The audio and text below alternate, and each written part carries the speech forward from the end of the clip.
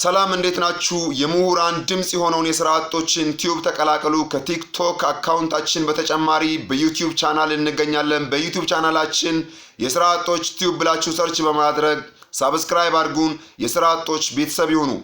ሥራ አጥነት የኢትዮጵያ ትልቁና ግዙፉ ችግር ሲሆን የኢትዮጵያ ትልቁ ችግር ሆኖ እንዳይቀጥል እኛ ሥራ አጦች ግንባር ቀደም ሚናን መጫወት ይኖርብናል። ባሳለፍነው 90 ቀናት ውስጥ በኢትዮጵያ ውስጥ በሁሉም በሚባል ደረጃ የሥራ ማስታወቂያዎች ወጥተዋል። ከ14 እስከ 35 ሺህ የሥራ አጦችን የሚጋብዝ ማስታወቂያዎች በኢትዮጵያ በሀገራችን ደረጃ ወጥተዋል። እናመሰግናለን። ነገር ግን ማስታወቂያው የወጣው እውነት ለኛ ለሥራ አጦች ነው ወይ?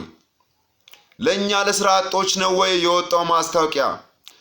ለኛ ለሥራ አጦች ማስታወቂያው እንዳልወጣ እናውቃለን። በግልጽም ለኛ አልወጣም።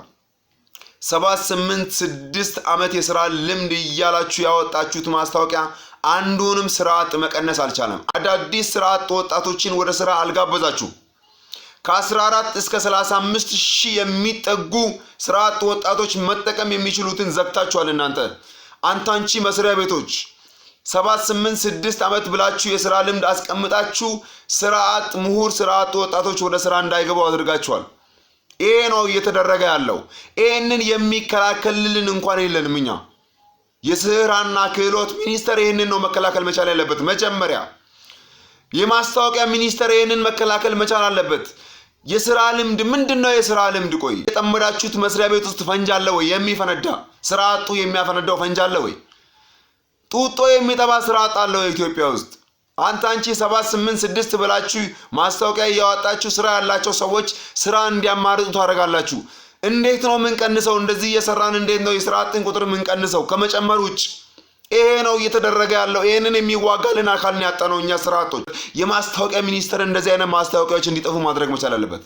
በዚህ አጋጣሚ መንግስት በአንዳንድ ክልሎች የሥራ ቅጥር ማገዱ ይታወቃል። ታግዷል። የሥራ ቅጥር ለተወሰኑ ጊዜያቶች መታገዱን የምናውቀው ነው። በዚህ በእግድ ምክንያት ስንት ሥራ አጦች 7-6-5-4 ዓመት ቤት ውስጥ ናቸው። የታገሱ ሥራ አጦች አሁንም ቤት ውስጥ ናቸው። ሥራ ሳይፈጠርላቸው ወደ ሥራ ሳይገቡ እነዚህን ሥራ አጦች ኢንክሉድድ ያደረገ ማስታወቂያ ነው መውጣት መቻል አለበት። 6 ዓመት ሥራ አጥ፣ 7 ዓመት ሥራ አጥ፣ 4-5 ዓመት ሥራ አጥ የሚል ማስታወቂያ ነው ከዚህ በኋላ ማየት የምንፈልገው። ጡጦ የሚጠባ ሥራ አጥ የለም። ከአንቺ በላይ መስራት የሚችል ሥራ አጥ ነው ያለው። ለየትኛው ታምር ለምትሰሩት ነው እናንተ 7-6-8 ዓመት ብላችሁ የሥራ ማስታወቂያ እያወጣችሁ የምታስጨንቁን?